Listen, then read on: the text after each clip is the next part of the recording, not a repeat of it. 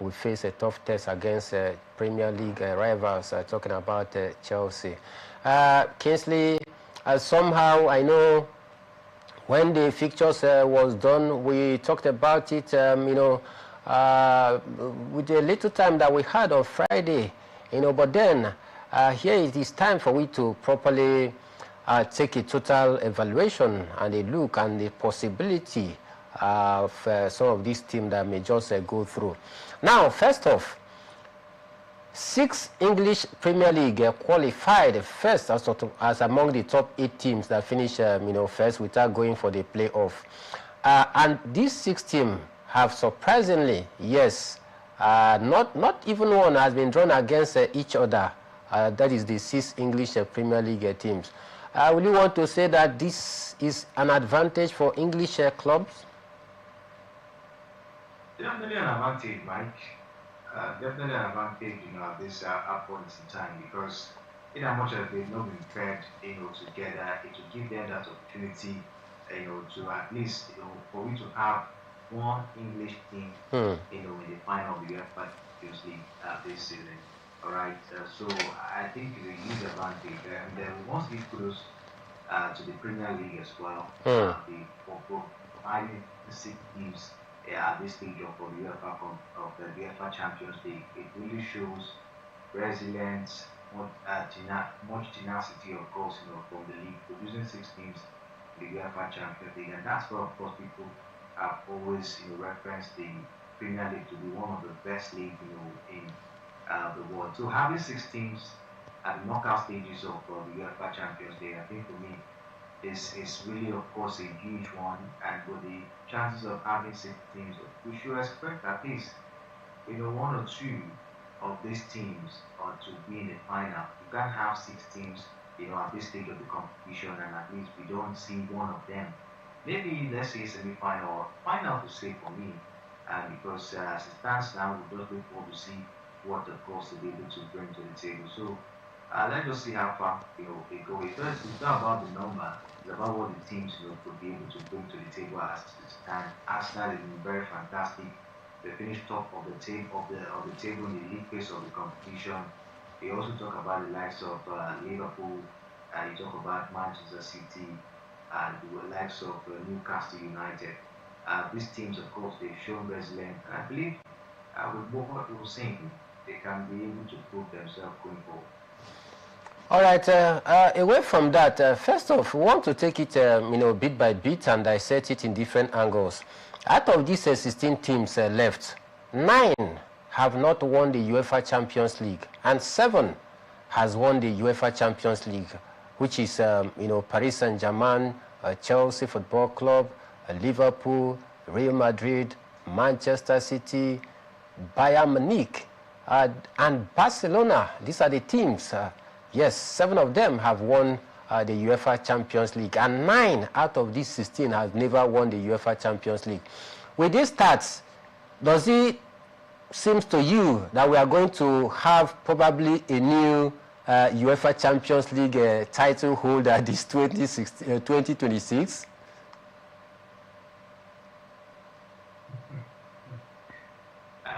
We just keep our fingers crossed and see what comes up. But it's really going to be.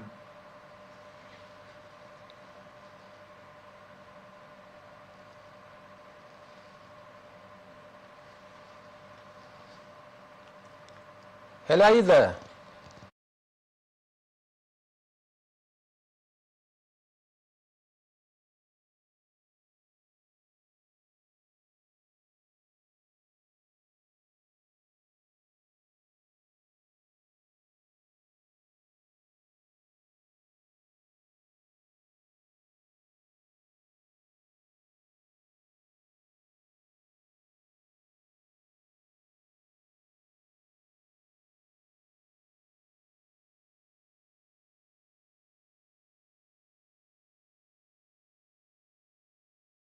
Out of these 9 teams that haven't won the UEFA Champions League before, if you take a look at the names that you are seeing, the likes of Galatasaray, Atalanta, just name them: Newcastle United, Bayer Leverkusen, these are names that have never won the UEFA Champions League before. But they are much in numbers compared to the teams that have won it.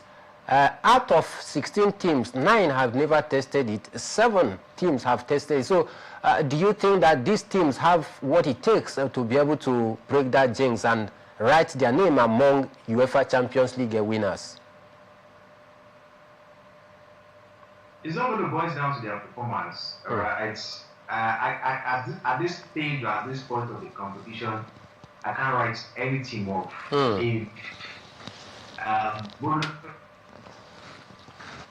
of course, when you take a look down to this stage of the competition, so at this point, you cannot write anybody off. You talk about Galatasaray, how they also hosted out the likes of Juventus to get down to this stage of the competition. Newcastle also having their way, down here. You can't just take anybody off or maybe write any team off, at this point in time. You have to give them, chances at this point to see what they could be able to do. So let's just see what comes up. Last season, we had a new winner, which was the German. Maybe this season we could also have a new winner, as it stands. So we just have to keep our fingers crossed. But it's really going to be very much intense because the likes of Arsenal, they are really looking for this title. And if you take a look at it, because they are going to be avoiding the big side, likes of Manchester City, we talk about Liverpool, Real Madrid, these big teams, Arsenal are going to avoid them to find their way to the final if only they win their games, at the end of the day. So Arsenal are looking very much hungry. You can't take it away from Bayern Munich. They're also looking very much hungry. The Real Madrid, that side that are looking as if they're not really much informed. This is the UEFA Champions League, and they know how to do their thing as well. Manchester City also look. They might not, of course, get to maybe the final. You never can tell. Anything could happen at this point. That is a knockout stage of the competition. So it's not boils down to how brilliant, of course, the team are or how they're going to play. And that's what, of course, will determine they will get down to the next stage of the competition. So we'll just keep our fingers crossed. But I think that this season, the Champions League might go to maybe I think any of the teams that have won it before. Yeah, it might go to any of the teams that have won. Arsenal have now won it before. Arsenal have now won it before. If you take a look at how they've been playing so far this season, I think it's something they really need. They finished top of the league phase, and as it stands, they have 100% performance so far in Champions League. And from what I've seen as well, talking about their road to the final now, it might be their own. I'm just saying, I don't really know. Other teams are also there to fight. So we'll just keep our fingers crossed, and see what comes up at the end of the day. All right, out of these 6 English Premier League slots, teams that have made it through to the round of 16, I don't know, is there any particular team that you think have extra edge to, of course, give the English side a good representation by lifting the trophy? First off, Arsenal is there, Manchester City are there, Chelsea Football Club are there, Newcastle United is there as well, and Tottenham Hotspur. Out of these English teams, which of them do you probably think is going to give them a very, very good fight? Maybe heading to the final, possibly win it. Not also forgetting Liverpool is also there as well. Yeah, number one is Arsenal. I feel Arsenal can go far in this UEFA Champions League. With how impressive they played. So far, I think Arsenal, they have an edge, of course, to be good representation, for the English side. We can't away Liverpool. Liverpool can also put up, something huge as well, for them. Manchester City are also there, but somehow I do not really have that 100% confidence on City. But although I'm writing them up, I believe they can just put up a surprise as well. But for City, I'm not really seeing that run. In fact, there are around of 16 games against Real Madrid, which is a very, very tough pitch. They might be going home there. They might be going home from there. I don't know how that game is going to pan out, but let's just see what, of course, City will bring to the table this time around. It looks like a little bit of a struggling season for them. But gradually, you can see that they are finding back their mojo and trying to see how to finish the season in a very impressive fashion. So let's just see how it goes. But the likes of Arsenal, Liverpool, and Manchester City, I think they can, of course, put up a good representation for the English side. Now, leave the English side. Let's talk about the Italian Serie A clubs. Just only one team representing Italian Serie A in Atalanta. I don't know what you make of this. Do you think that this is how bad the Italian Serie A this season is, that it is only Atalanta that is representing the whole Italian teams? It's very bad. Very, very bad. Atalanta representing the Italian side. Not even the best side. Atalanta is not the best. That's not even the best side in the Italian Serie A. I especially not from the likes of Juve. I especially not from the likes of Napoli. You know, but so unfortunate that he couldn't put up a very impressive performance, you know, in the competition. So Atalanta, I don't know how far they're going to go. It's been an impressive one for them, at least getting down to this stage of the competition. They had a very good game against Dortmund. You know, they didn't do well in the first game, but came back and were able to score about 4 goals in the second game, you know, to qualify as the round of 16. Impressive one, but can they keep up that momentum? All right, can they really keep up that momentum? That's the big question. So I'm not really seeing this Atalanta side going that very much far. I'm not writing them off. Anything can happen in this game of football. They can maybe go forward to put up with surprises. But for the fact that, you know, for what we've seen so far from last year, I don't think it's been a good representation at all. The Italian teams didn't really live up to expectation in this UEFA Champions League. Take a look at the way Napoli were hosted out. Take a look at the way Napoli had a poor performance in the league phase of the competition. We talk about Juve as well. They were not able, of course, to hold their own against Galatasaray. So for me, I think for Atalanta, we'll just see how far they go this time around. But I don't really have that much confidence that, you know, they can put up a good representation for the Italian side. Still talking about the different side and their representation, you go to Turkey, the Turkish Super League, you have one representative, which is Galatasaray. Then you go over to, you know, Norway, you have one representative in Bodo Glimt. And in Portugal, Sporting CP represents the Portuguese league. While in the top, among the top 5 leagues across Europe, we have Spain, the Spanish team. Kingsley, they have 3 representatives in Barca, Real Madrid, and of course Atletico Madrid. And you go over to Germany, 2 representatives in Bayern Munich and, you know, Bayern Leverkusen. So you take a look at the Spanish, you know, representative. You want to say yes, very formidable teams: Atletico Madrid, Barcelona, and Real Madrid.